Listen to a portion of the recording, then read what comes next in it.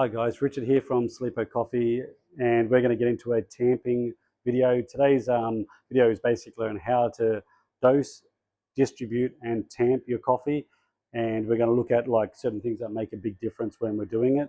We're going to start off the video quite simply with just a general tamping technique, just using not many tools or anything, just for home or for a barista without too many tools. Then we're going to start going through all the things that make a big difference and that what tools we can use to get better results. Do they make anything better? And basically generally how to tamp the coffee correctly. So let's get into the video. We've got lots to do. Nearly forgot there. We need you to do us a favor. We need you to like the video. We need you to subscribe to our channel. If you're getting a lot out of this and you're getting better at your coffee, then this is going to help us a lot, so that way we can bring you great content. So let's do that now before we get into the video.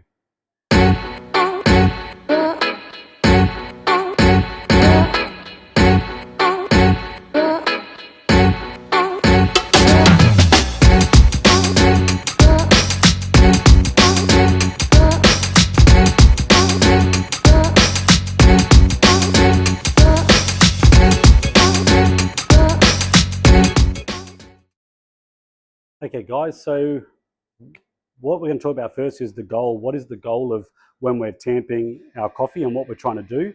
So the goal is basically to get a consistent tamp on the coffee, and that all the coffee is equally sort of compressed inside that basket, where the water is going to flow through uniformly all the way through and get a very consistent result. If we have an air pocket on one side or more coffee to one side or the other, then we're going to get what we call a channel or a channeling. So we don't want that. They produce very unwanted flavors. So what we're going to do is we're going to have a look at two things. We're going to look at two different baskets that are in the industry. And the reason why I say that is, let's just say we've got this, it's an ECM handle. It's got a different basket in. So let's get that out for a start. Get it out of my hands. Okay, if you have a look at the top, see how it's got like a little like bevel edge on the top or a slight slope on each side? Smaller rounded base, that doesn't equal the outside. And you can see that on the inside too. Now, these baskets are pretty much generically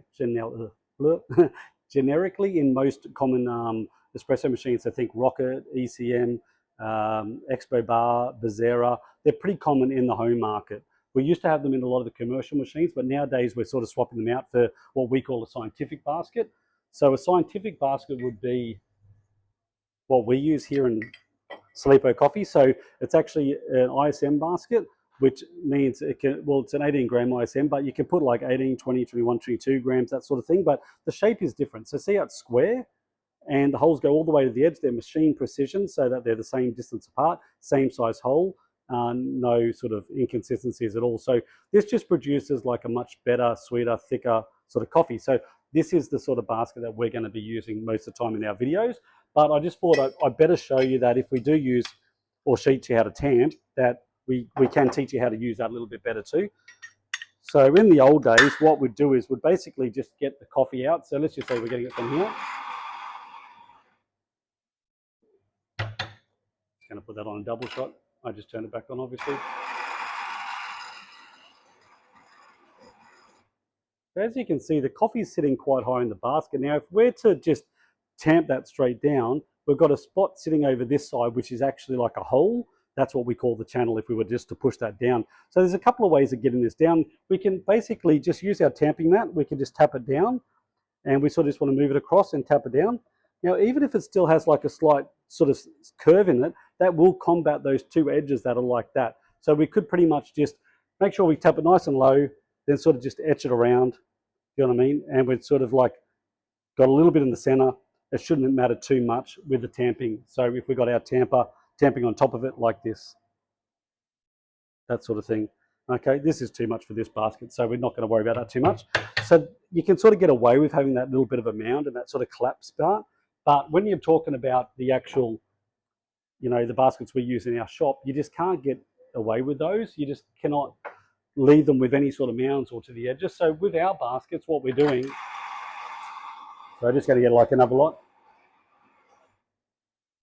We basically have to sort of distribute that around to get to every single spot. I don't know if you can see that from here, but there's a few spots missing. So I normally just collapse it down a little bit, and then I sort of just move it around to all the edges. Now, I'm not pushing down at all on any side of the basket.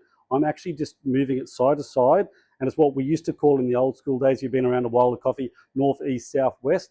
or fletch etching, we called it as well. But now we've got sort of a pretty smooth sort of thing. So if you're at home, that's pretty much all you need to really do. Then we can tamp our coffee. So that's sort of getting it in the basket and distributing it. Now there's a lot more to it if we start using tools, which we're about to talk to. But let's talk about doing the tamping. When we go to do the tamping, what we've got is we've basically got, look, a lot of people talk about if you put your finger and thumb on there like that and shine it like a torch, that's the sort of best position to have it in. Some people say to go like this, some people go to the top, some people sort of, I don't know, they put their fingers around, I think they curl it around that side. You know, at the end of the day, the goal is pushing down firm enough on here and making sure it's nice and evenly flat. So what we're going to do is we're going to have a look at pushing down on this one. So we're just pushing down like this, nice and flat. Just very, very simple. Now, I see I'm sort of leaning over and I'm trying to push on that. Not the best technique, and neither is standing in the front like this and pouring on it. So what we tend to do is I teach baristas basically turn to the side of the bench, put on the bench and get up nice and high and use your shoulder and your elbow and push straight down. And you're going to have the actual end of the tamper inside your palm here. So what we're going to do is we're going to actually just push down nice and light like that the first time. Now, these aren't the same shape. These are 58mm tampers. This is a Pullman tamper. These are excellent to buy. You can get them in 58.3, 58.4, and our baskets tend to have like a circumference of more like 58.3 or 4. So we can get them so they snugly fit. Now there's some good stuff to that and there's some bad stuff to that. So if I just tamp on that, there's not really much up the side, but what I can do is you can't swing and hit the side of your basket no matter what. It will send a shutter through, it will cause a crack, and that will be a channel of water to get through. So you don't want to do that. What we can do is we can tap down, and we used to have like a plug on the old days in the back of the tamper. I'll show you one. And they were made, so see how there's that rubber bit in the back? That was so we could actually tap it from underneath like that.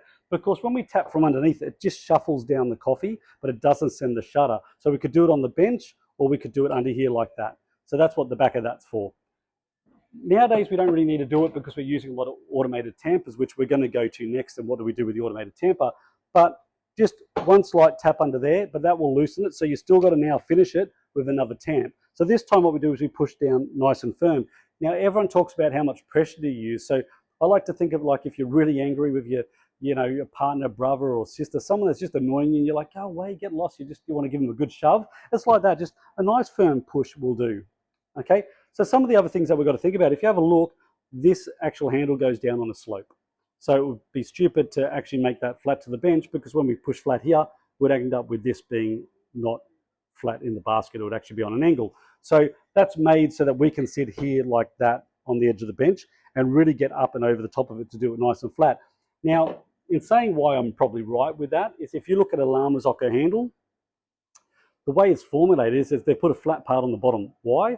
To stop baristas doing this on here and stop tapping on the bench with the actual spouts. So we can sit this with a Llama Zocco handle, get our tamper and push nicely on the top of that. If we were to push on this, these are made so that as soon as you put pressure on them, they just snap off. So they're made not to do that. So nowadays, they've put them on there. So if we really push hard, and we'll snap it. It's gone down there. So I'm going to have to get that in a second. Anyway, so you don't want that with a handle, okay? You don't want to be breaking that bottom bit off. So anyway, that's how you're going to tamp your coffee, just generally for home, okay? Okay, so some of the common problems or some of the common techniques we're going to go through now. So we'll knock this one out in there. And what we're going to do is we're going to get some more coffee now. Like I said, this is about distribution here. So we're going to get some coffee. Now, how do we go about getting this in the center? Now, a couple of things. The grinders have actually got forks on there for a reason. You can actually tap up here and it brings it down, but it still has edges and that, and we need to sort of get to the side. Some baristas like to tap like this to get to each side. It's a bit time consuming, but it definitely can be done. As you can see, I've sort of shuffled it. I have got some clumping happen, so we can look at clumping and how to fix that as well. So if you are going to use a tool for clumping, which you don't normally get off the commercial ones as much, you do get them off the home grinders, but let's just say we do, we can put a flare funnel on. So that's what the flare funnel's for, and we're going to use this thing called a needle tool, I think it is, or an anti-clumping crusher tool. And all we're going to do is we're actually just going to go like this, and we're just going to go through the coffee, and we're just going to like basically get rid of all those clumps in there. So you start all the way at the bottom, then you come up at the top.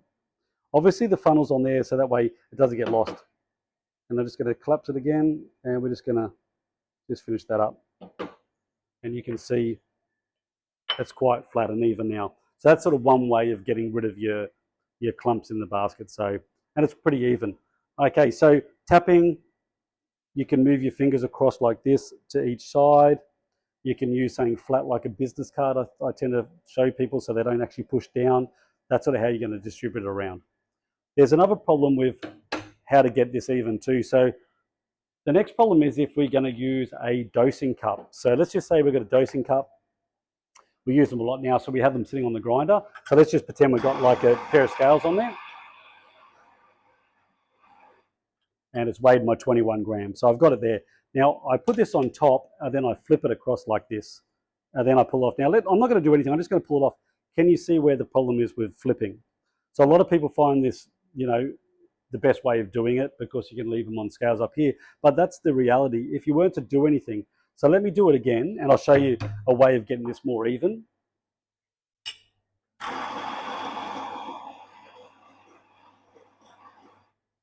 If you're going to use these cups, for a start, give it a shake when you're done. Put up here, try and flip it down as best you can. Shake it forward, shake it sideways, and shake it around, and take it off. And it will generally loosen it up enough where you can now just pull that across if it's on one side, or it should be in the center. So we'll do that again, because normally it does go in the center if you do a good job of it.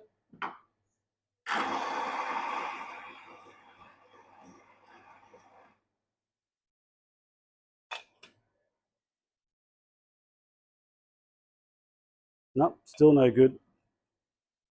Bit of a bigger shake. There you go. So just a bit of a bigger shake. And then collapsing it just so you can get it level again, and then you can finish doing off your distribution like that. Another common problem that people have is if they don't tamp flat. So we've got a basket here that's nice and even, and we go to tamp. Now, when we go to tamp, what we do is, I'm just going to move that out of the way. What we're going to do is we're going to just tamp at an angle so you can see it's actually on quite a big angle. So see how I've tamped that on a big angle, just so you can see what goes on. So I've made a really big boo-boo, and inside that basket, if you can see that, it's actually like really high at the back of the basket, really low at the front. Now, a lot of people think what they can do is just turn that and push that back. So in other words, just tilt that back and then push nice and firm. That's going to change the density of the whole coffee and it's not going to perform well at all. So that's a big no-no. So don't ever do that. Just throw it out and get yourself some more coffee. Okay. Okay, the next thing that I find a lot of baristas do, so let's get some coffee, is when they tamp down. When they tamp down, they get like a really bad like roll to their thumb. So look, I'm just going to just distribute that with my fingers. That's how we would have done in the old days, just to make it nice and even. Okay, so when I push down, what a lot of people do is they roll towards their thumb, so they push towards their thumb. So really be conscious of that. So when I push down, see it's a little bit towards my thumb there a little bit. You can't really go back and push the other way like it just showed you with the last example, but you just be careful of it that you're not doing it, okay? Now, the next thing that I've got to talk about is the twist or the turn or the polish, they call it. So when we've actually finished doing the dosing of the coffee and we've pushed down nice and firm and we're all done, everything looks quite good, a lot of people are taught to either spin the actual handle, so they actually, spin it like this, or they twist, but when you twist, you can really dig in your coffee and actually put it off that flat angle if you're not careful, that flat spot, and onto an angle. So what it was always intended for was if we're holding it like a torch, like I said before, and we're coming down nice and firm from our shoulder and we're going down, what it's going to do is we can actually turn it left and right. So I can feel that this side's lower than this side. So I have the ability to just correct that as I tamp. That's what the twist was always for, was just to feel both edges to see if one was higher or lower on the tamper, just from the top of the edge of it. That's all it was ever for. And even on the Pullman hand tampers, they've now got lines as well. So you should really have no trouble getting them nice and flat. And always have a look and make sure it's perfect. I like to think that I'm in a competition for first place every time I tamp and I try and get it perfect. That gives me very good sort of memory skills when I'm actually in a busy rush in a busy environment. So that's a really good habit to get into. So that's the next thing you've got to be careful of, is pushing down on your thumb. Now, talking about that twist, there was one person that I trained, or even two, sorry, in the last 15 years, and they had a very peculiar problem. Every time they pushed down and when they lifted up, they had static electricity forming, or like coffee on here. So their body was holding a lot of static. So that is one way. If you do twist, it will drop the static. Now, that's the only time you'd ever have to twist. And honestly, in 15 years, I've had 2 trainees and I've trained hundreds or thousands of baristas. So it's very rare, but that is one reason why you may need to do it. So that's just a point. If you are pulling it up and it's got it on there, sometimes it just be a little bit of moisture or water, but if it's static electricity, that's how you get it to break and drop off. So that's another little quick tip. Now, we're talking about the size a little bit earlier of the tampers being 58, and if we wanted to, we could get like a 58.3, and it would fit very, very snug in our basket. So when we push down on that, and it would go all the way to the edges, not have anything right up the sides. Now, there is one flaw with it. If you push down, and that the baskets generally have a little bit of an angle going in, they're not exactly straight, and if you don't have much coffee, say 16 grams in a 20-gram basket, it can get caught. But what's worse than that is when you actually pull up, the suction of the coffee bed pulls up and lifts up, and that's a disaster. And your coffee's going to run around your water, sorry, is going to run around your coffee quite heavily. So I don't like going to a fully snug exactly to the edge, or you got that suction happening. Again, what you could do is use that twist to try and break the suction as you come up, and that might help a little bit. But honestly, yeah, being a real snug one, you've got to be very careful. If you do it slow enough and bring it up slowly, it's all good. But when you're in a busy environment, sometimes it's not that easy to pull it up. Okay, so that's some quick little tips on just the actual tamping of the coffee. So let's go on a little bit further. We're going to look at what happens with the different grinders. So as you can see, when we grind out of our grinders here, there's a lot of static inside electric grinders that are grind on demand, and they're actually quite fluffy, so they sit quite high. So if we knock that down by tapping on it, or we use our little tamp mat and go like that, it drops quite a lot. When we're using the old school click grinders, when we click, they don't generally pick up any static electricity, and they're not fluffy at all, and they come out sort of like that sort of size in the basket. So that's something just to be noted too. If you think that yours is very moundful when it comes out and it's quite flat because you're using a clicker, that's perfectly normal. But you just want it high enough so you can actually pull it to each side. You don't want to be digging it and pushing it to each side, or you'll leave a hole in the center. So just remember that. The next thing we're going to be looking at is using distribution tools. So not our fingers, not the tapping, not anything to try and get this flat. But we're actually going to be looking at OCD tools and OCD and distributor tools. So let's have a look at those. So if we're going to be using these, I'm just going to show you what can happen. In the shop here, we've been using an OCD or an NCD for a long time, and it's a great tool. We sort of level it as much as we can to the edges. And then we have this set for a certain depth. We can actually change these. It's pretty easy. We just actually open it up, we unscrew it down or up, and then we lock it again. So it doesn't push down too hard. Now, it's very important that you do distribute, not have a big sort of peak in the middle and then push down. It's the same as tamping with that edge around. That's going to have that big channel happen. We then put on here and we turn it, and now we're ready to tamp the coffee, and it's quite even. And then we go to our tamp, nice light one. If we want, do the tap, nothing up the side, that's fine. So just a nice firm push. I do 2 if I do the tap. If I'm just in a busy environment, I don't tend to do the second one. I take it straight off. I don't need to spin or do anything with that. It's not going to do much more at all. Okay, it'll never come out if you push hard enough, so don't worry about that. Now, with this one here, what we can do is you can probably pour a shot. So let's do that. Let's have a look at our shots doing both styles. So in a busy environment, tap up there, bring it across, bring it across, bring it across. Now, we're not worrying about weight in this video. Distribution, tamp, nice and light. Don't want to tap it, nice and firm, clean everything off. And we're just going to have a look at our time. So let's have a look. So this is for a double shot. And what we're going to do is we're going to do a second one, and we're going to use this distributor. Now, this one here, if you see, it's actually falling down. It actually is gravity fed. So it's a new one from Passato. Now, Passato, we buy a lot of their tools and stuff. They're really good products. And it's actually going to use gravity to smooth it out to the edges. So let's have a look at what it does. Okay, so we're at about, well, what are we going to end at? Should be around the 30-second mark somewhere. Yep, we're at 28 with that one. So we haven't been using this. So let's have a look at the other one. So that's the one that we've been using. We're going to knock this out. Give it a clean. Okay, we're going to get a coffee. Now, if I was to weigh them exactly, it'd probably be better, but you'll see the difference really easy. I do the same thing, just leveling to the edges, nothing, more than that. Now I'm going to get this and I'm going to put it on top and I'm just going to spin it. So you can see me doing that? And it just gravity feeds down until it touches the top of the things. We take it off. We now do our tamp. Just one, checking all that. I can feel it's okay. We're good to go. Okay, let's have a look at what this one does. Not worried about flushing heads or anything. We're only looking at tamping at the moment. I would normally flush that. You can see the shot is a lot different. It's a lot tighter. It's definitely going to pour longer. Why? Because it's managed to push with gravity everything to the edges and make sure we haven't got anything or any holes or any air pockets whatsoever. And it's absolutely amazing, this new tool. So I've been using it for about a week. We got it specifically for this video to see what it would do.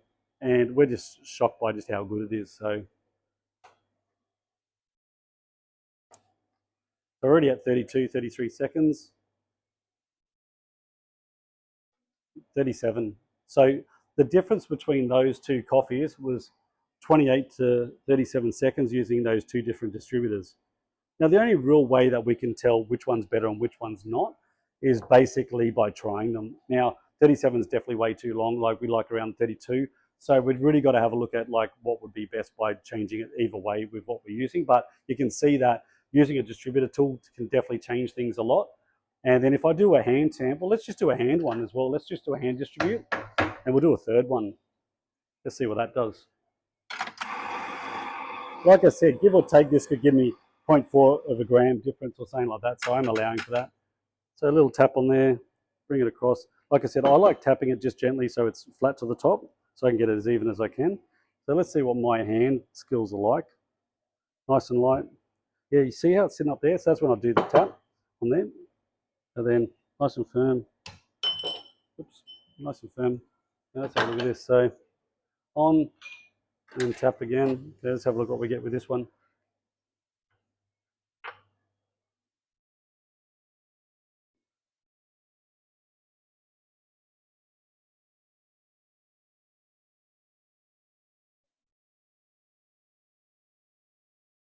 Okay, so what do you think, guys? You're learning lots. I hope that you're understanding now that the majority of it is basically getting the right amount of coffee, making sure it is as even as possible around the basket, a nice, firm, consistent pressure, nice and down straight, you know, we're just trying to get right. Okay, so I'm right in the middle. I'm at 30. So my hand was 30, the OCD tool was 28, and the Passato tool was 37. So you can see how varied and different that is. Now, if you're using a automatic tamper like the Cube, Compact, Puck Press and all that, we tend to use all of them and we've got quite a few. You're just doing the same thing with the distribution. Make sure it's nice and even before you put it in there, then use your tamper. Now, the way you set these things is we've got ours set at, I think, 28. Now, that's just my pressure after dosing and distributing, pushing down, and then we set it to that. So if I got 30 seconds and I want that to do 30, I then press that plus or minus to get 30, exactly like my hand or my lead barista. That's the best way to work with your puck press. It's very, very simple. So that's all we've done to get that right. Okay, just remember at home, just like make sure it's nice and even, you know, in a workplace, do as best job as you can. You know, try and keep everything consistent from the pressure that you push down to the evenness of the level of the coffee, all that sort of thing, and you get good results. So that's it on tamping, dosing, distributing, and we hope you've enjoyed the video. Do us a favor and like the video, subscribe if you didn't do that earlier, and that way we can get some more content coming out to you. Thank you so much for watching. We hope this all helps you with your career, your coffee making at home, or just generally having fun. Thank you.